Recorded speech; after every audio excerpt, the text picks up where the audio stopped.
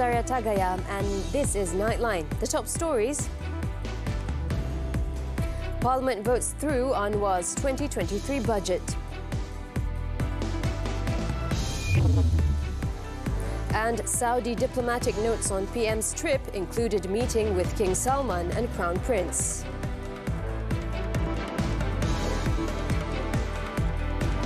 Good morning. The Dewan Rakyat on Tuesday passed the 2023 supply bill via a majority voice vote, sending it through to the Dewan Negara. The vote was called by Dewan Rakyat Deputy Speaker Alice Lau after Deputy Finance Minister Datuk Seri Ahmad Maslan tabled the bill for the 2023 budget for the third and final reading. Lau then announced the bill's passage after a clear voice majority was heard in the lower house. The bill passed the policy stage on March 9th and was approved at the committee stage on Tuesday, both based on a voice vote without resistance. The 2023 budget will allocate a total of 388.1 billion ringgit, with 289.1 billion ringgit for operating expenses and 99 billion ringgit for development spending, including 2 billion ringgit for contingencies.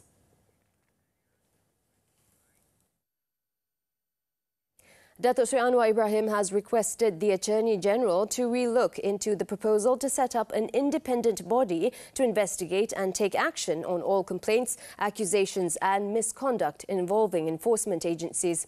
The Prime Minister said this would ensure greater transparency and accountability among enforcement agencies when an investigation is conducted. Jadi sekarang saya telah minta Peguam Negara kaji semula cadangan awal supaya ada mekanisme untuk semua badan penguatkuasaan. Ya, kalau ada pertuduhan khas terhadap pegawai SPRM atau immigration atau custom atau polis, maka ada badan bebas, ya, dalam bentuk sama ada Suruhanjaya, saya belum pasti.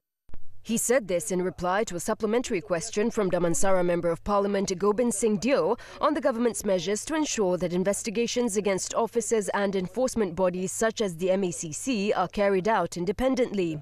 Datuk Seri Anwar said the proposed establishment of the independent body is appropriate because it is more comprehensive and can take action on all complaints involving enforcement agencies. He added that is why there had been suggestions for an independent body like the Independent Police Conduct Commission IPCC to be formed. Meanwhile, Datuk Seri Anwar also said he has no problems considering the Transparency International Malaysia TIM's recommendations for the MACC to be placed under the Parliament and no longer under the Prime Minister's Department to ensure a more transparent check and balance process. However, he stressed that it requires a comprehensive study involving all parties. On another matter, the Prime Minister has confirmed that some political leaders from the government and opposition bloc are being probed by the authorities. Datuk Seri Anwar, however, did not name who these lawmakers were, nor did he elaborate on the types of investigations against them. Datuk Seri Anwar also said that the decision of whether or not to press charges rests with the authorities, specifically the Attorney General's Chambers, AGC. Terima kasih. Saya tidak tahu khusus, tetapi saya dimaklumkan memang ada siasatan yang melibatkan pembangkang dan juga blok kerajaan. Saya tidak tahu jawatannya dan sebagainya kerana bila ada soalan ini, saya hanya bertanya kepada pihak penguatkuasaan, mereka sahkan memang ada siasatan. The Prime Minister said this during the weekly Prime Minister's Question Time in Parliament on Tuesday.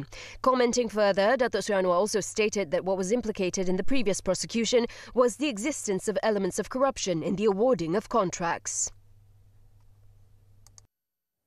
And in a few hours from now, Datuk Seri Anwar will set foot on Chinese soil as Prime Minister for the first time when he arrives in the southernmost island province of Hainan to deliver a speech at Asia's annual Boao Forum, BFA. Several memoranda of understanding MOUs on investment are expected to be signed with China's technology-related companies during Datuk Seri Anwar's visit to China beginning Wednesday until April 1st. Science, Technology and Innovation Minister Chang Li Kang, who will also be on the trip, said he hopes to meet with his counterpart to discuss matters revolving electric vehicles, space technology and investment. Stating that many Chinese investors are keen to invest in Malaysia, he expressed hope that the visit would result in cooperation to upgrade investments in technology. He said discussions with the Chinese tech companies will also involve the International Trade and Industry Ministry and the Malaysian Investment Development Authority, MIDA. The Foreign Ministry expressed regret over the move by certain quarters, spinning the issue of the Prime Minister's official visit to Saudi Arabia last week. Wisma Putra stressed that it received diplomatic notes confirming Datuk Sri Anwar Ibrahim's official visit, which included a meeting with King Salman Abdulaziz Al Saud and Crown Prince and Prime Minister Muhammad Salman. Both notes from Riyadh and its embassy in Kuala Lumpur also confirmed Datuk Sri Anwar's three-day visit status, which is an official visit. Questions were, however, raised by the opposition after Datuk Sri Anwar's visit to the kingdom ended without a meeting with Muhammad or the king. It was said the meeting could not take place because the Crown Prince had a change of plans ahead of the Ramadan month, and Datuk Sri Anwar was also bound to some commitments set before the visit. This includes the breaking of fast ceremony with the Yang di-Pertuan Agong on March 25th and an official visit to Cambodia on March 27th. Wisma Putra said that it had made all arrangements early and in a professional manner, according to the SOPs for the official trips of leaders abroad. It added that Datuk Sri Anwar and his entourage had been accorded full national guest status, including the provision of vehicles, accommodation and security coverage by the Saudi Royal Guard and protocol officers from the Royal Court. The diplomatic notes also clearly stated that the Kingdom of Saudi Arabia welcomed the visit, including the performance of the Umrah in Mecca and the pilgrimage in Medina. Prasarana Malaysia Berhad has been instructed to hold a special meeting to discuss the technical issues that have occurred frequently involving the light rail transit LRT and mass rapid transit MRT services. Transport Minister Anthony Loke said instruction had been given to Prasarana to obtain all reports regarding the technical problems faced by both services, which has affected passengers, especially during peak hours. Loke said his ministry would take various measures to deal with any issues that crop up and hoped that incidents of technical disruptions which occurred on the Kelana Jaya LRT line, which led to delays on Monday, would not recur. Saya berasa amat kesal dan semalam saya telah pun mengarahkan pengurusi Prasarana untuk mengadakan mesyuarat khas untuk membincangkan semua masalah-masalah teknikal ini dan memberikan laporan kepada Kementerian Pengangkutan dan mengambil semua langkah yang perlu diambil untuk memastikan bahawa masalah teknikal ini dapat diatasi. He said this during a media conference after the launch of the My Bus 50 Unlimited Pass and electric bus at Lakin Central, Johor Bahru on Tuesday. He was also asked to comment regarding the 8 individuals involved in the Kelana Jaya LRT crash in May 2021 who are suing Rapid Rail Sendirian Berhad and Prasarana. Loke explained that he respects the rights of all victims to take action. In the accident, which occurred on May 24th, 2021, a total of 47 train passengers were reported to be seriously injured, while 166 suffered minor injuries when a head-on collision occurred between a manually driven empty train and an automated train carrying passengers on the Kelana Jaya line between the Kampung Baru and KLCC stations. A total of 14 local heritage craft products from various ethnicities will be featured at the London Craft Week, which will run from May 6th until the 14th. Raja Permaisuri Agong Tunku Azizah Aminah Maimuna Iskandaria, who leads the exhibition, said more should be done to promote the heritage arts and craft, which, if not preserved, will not be able to be enjoyed by the future generation. Tunku Azizah said the products were the Telepot Terengganu and Songket Terengganu, weaving products by the Semelai people from Pahang, as well as Anyaman Tikar and Anyaman Ribu-Ribu from Sabah. Sarawak weaving crafts will also be highlighted, including Anyaman Bergerang, Ikat Iban Sarawak, Anyaman Penan and Keringkam Sarawak, in addition to the Mahmeri weaving heritage and ancestral sculptures from Selangor. Kita telah buat kita punya London Craft Week itu di Kedutaan Malaysia di Belgrave Square. So we had about 3,000 over visitors coming, walking in and out from morning till night every day. And I was there every day explaining every single thing, and they would look at the fabric. Even designers all came as well, and some would come back and bring their friends all, and people from other embassies also came. So it was quite a success last year.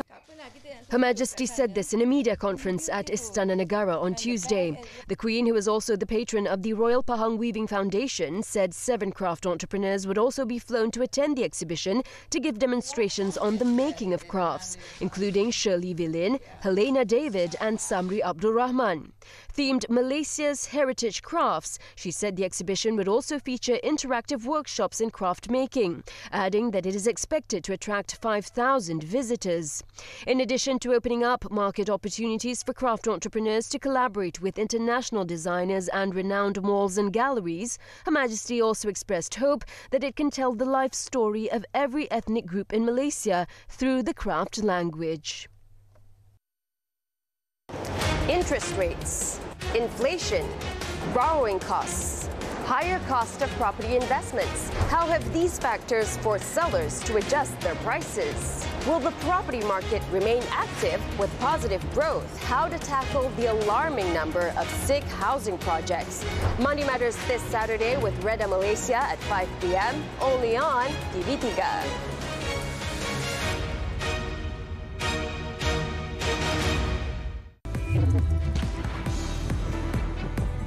After this breather, 20 pilgrims killed in bus crash. Details when we return.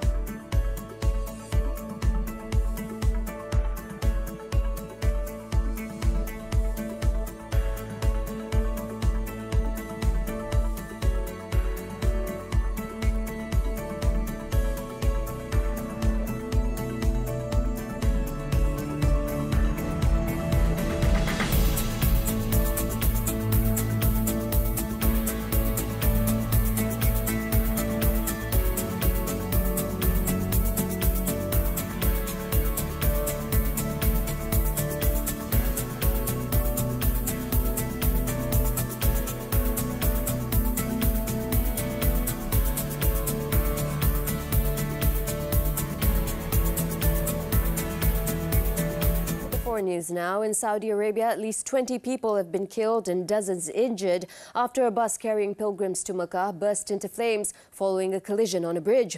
Authorities said the accident took place in the southern province of Asir, bordering Yemen, while the bus was travelling from Khamis Mushait to Abha on Monday. It was believed that the crash occurred after the vehicle's brakes failed, causing it to crash into a barrier at the end of a bridge before overturning and catching fire. So far, it was reported that the number of deaths in the accident reached 20, while the total number of injuries was approximately 29.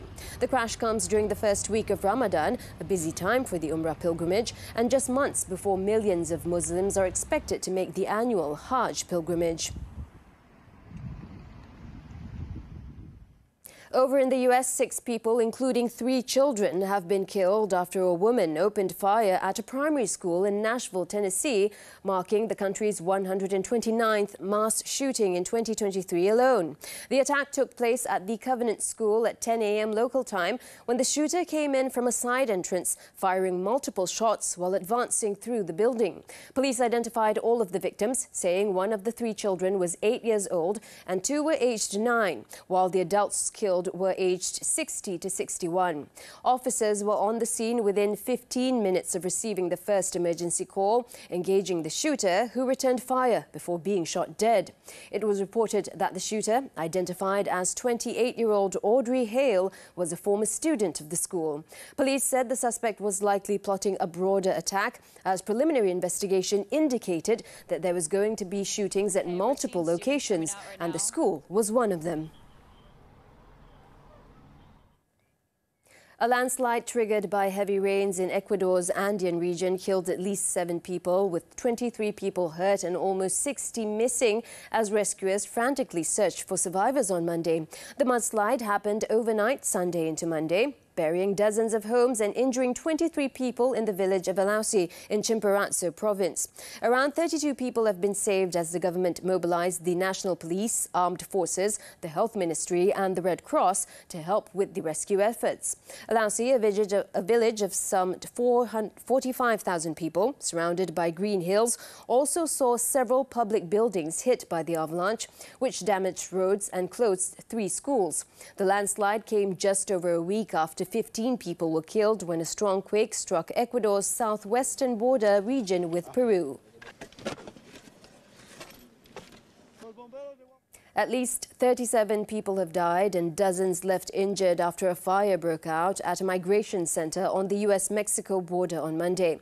The blaze broke out at the National Institute of Migration in Ciudad Juarez, and the victims are believed to have been migrants detained at the Federal Processing Center. It was reported that the blaze was caused by a mattress catching fire as a sign of protest before the flames quickly grew out of control.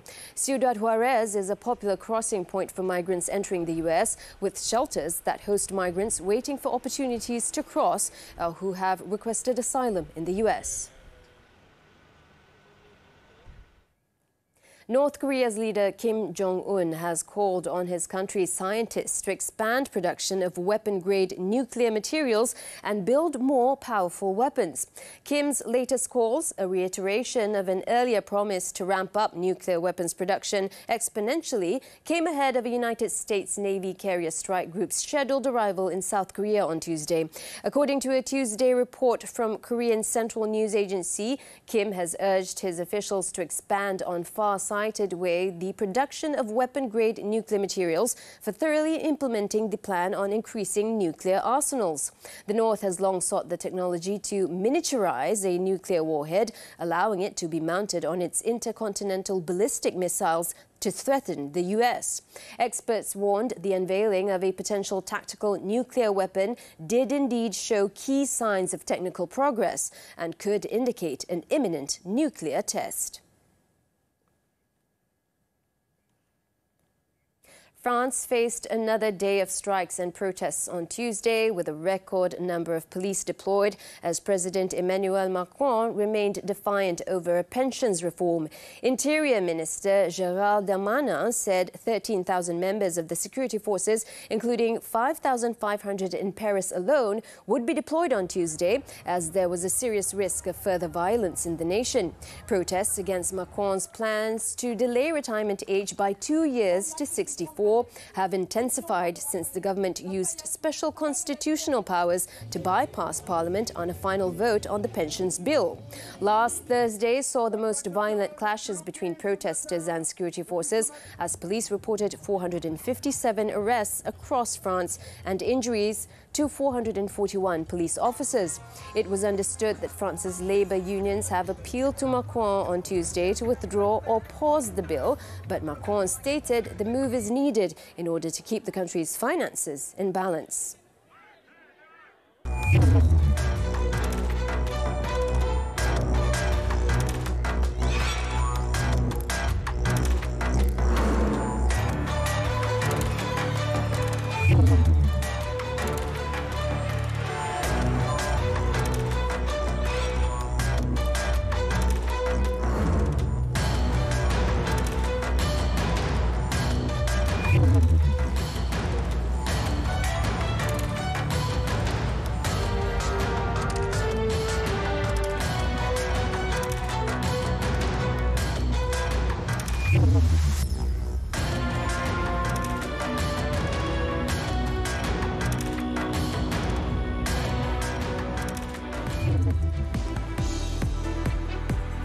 Harimau Malaya claim another victory. Sports when we come back.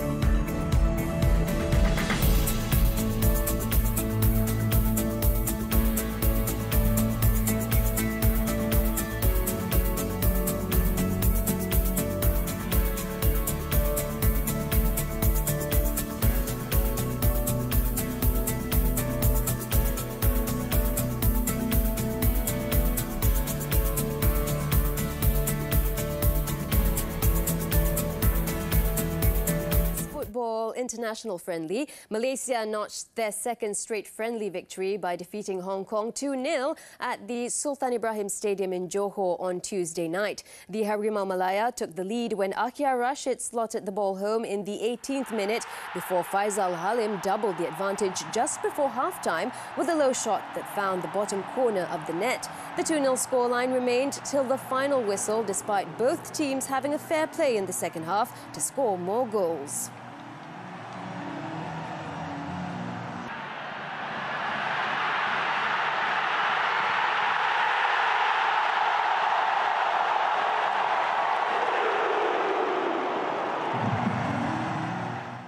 Turning to tennis now, and the 2023 Miami Open, Italian Lorenzo Sonego moved to the last 16 after claiming a straight-set victory over American Francis Tiafoe. Playing against 12th-seeded Tiafoe at the Hard Rock Stadium, Sonego kept his nerve to claim the first set 6-3. The win gave a morale booster to the Italian as he cruised to the next round with a 6-4 second-set victory. The world number 59 will face Argentinian Francisco Cerundolo next. Also through to the last 16 was Adrian Manarino. The Frenchman maintained his red-hot form by upsetting 8th seed Hubert Hurkacz 7-6, 7-6. Manarino was expected to face an unseeded opponent on Tuesday with a spot in the quarterfinals at stake. It will be either Gregoire Barrère or Christopher Eubanks. In the women's event, world number 2 Aryna Sabalenka cruised into her 5th quarter-final of the season after crushing 16th seed Barbara Krejcikova 6-3, 6-3 in straight sets. The Belarusian will face Romania's 74th ranked Sorana Kirstia in the last 8 on Wednesday. Joining her was 10th-seeded Elena Rybakina, who defeated Elise Mertens in straight sets to reach the quarterfinals. Rybakina took 1 hour and 46 minutes to claim a 6-4, 6-3 win. The Wimbledon champion will take on Italy's Martina Trevisan in the last 8.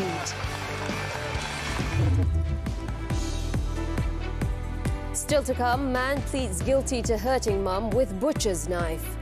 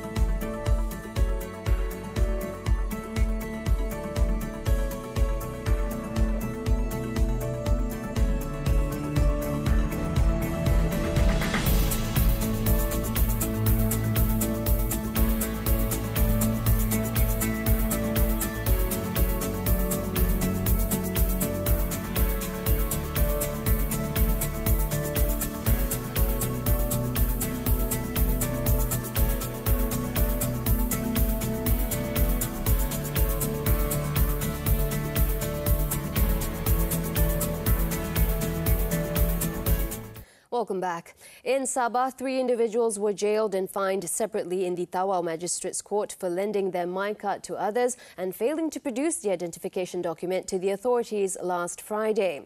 The accused, Abdul Habil Mubin, 58, and Fatima Hassan, 50, pleaded guilty before Magistrate Leona Dominic Mojilio after the charges were read out to them. The duo was sentenced to 2 months in prison and fined 2,500 ringgit and default 2 months jail. Meanwhile, Durina Suaib, 36, was sentenced to 12 weeks in jail after pleading guilty to the offence before Magistrate Zul Ilmi Muhammad Yunus. The offences were allegedly committed on March 24th at the Tawau Urban Transformation Centre UTC National Registration Department for failing to carry an identity card at all times. They were charged under the National Registration Regulations 1990 and punishable under the same regulation, which is imprisonment not exceeding 3 years or a fine not exceeding 20,000 ringgit or both. In Malacca, an unemployed man pleaded guilty at the Air Keros Sessions Court on Tuesday to 2 charges of injuring his mother and younger sister with a butcher's knife. According to the charge sheet, 24-year-old Muhammad Hidayat Abu Samad was alleged to have voluntarily caused grievous hurt to his mother, 49-year-old Sapiah Abdul Qadar, and his sister, 11-year-old Nur Iman Dania Abu Samad, with a butcher's knife at a house in Taman Bukit Larang Indah, Malacca Tengah on March 10th at about 10 p.m. He was charged under the Penal Code, which provides for a jail term of up to 40 years and a fine or whipping upon conviction. Muhammad Hidayat, who was unrepresented, was also ordered to undergo a mental assessment at Permai Hospital in Tampoi, Johor. Judge Muhammad Sabri Ismail fixed April 19th for remention pending the psychiatric report. Interest rates, inflation, borrowing costs, higher cost of property investments. How have these factors forced sellers to adjust their prices? Will the property market remain active with positive growth? How to tackle the alarming number of sick housing projects? Money Matters this Saturday with Reda Malaysia at 5 p.m. only on TV3.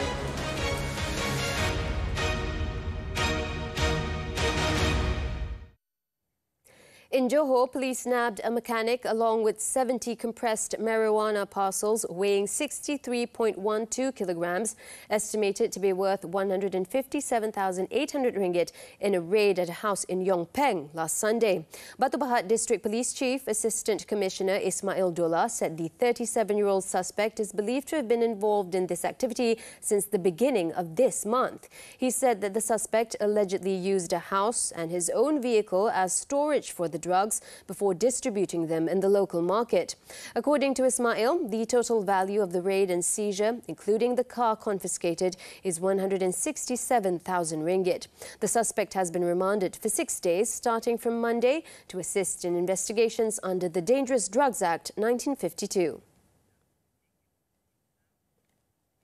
The Kuala Lumpur Sessions Court has sentenced a pet owner to 2 years in jail and fined him 50,000 ringgit for starving his 5 cats to death. Judge Siti Aminah Ghazali handed down the sentence on 31-year-old Lim Chia Lin after he pleaded guilty to the charge under the Animal Welfare Act. Represented will have to serve an additional 1 year in prison if he fails to settle the fine. The offence took place at a condominium unit in Bayu Tasik Condominium in Bandar Sri Permaisuri, Cheras. According to the facts of the case, on March 11th, the unit owner, acting on complaints from fellow residents, went to investigate a foul stench emanating from inside the unit. Upon arrival, the owner saw a cage containing carcasses of several dead cats near the front door and had instructed Lim to dispose of it.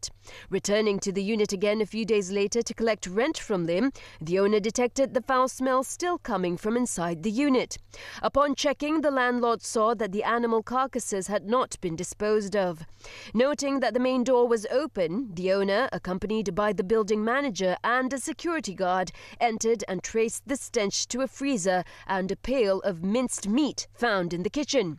According to the deputy public prosecutor, the accused had neglected the cats by not giving any food or drinks to the cats for 1 month when he left for Sarawak in June last year, causing the animals to starve to death.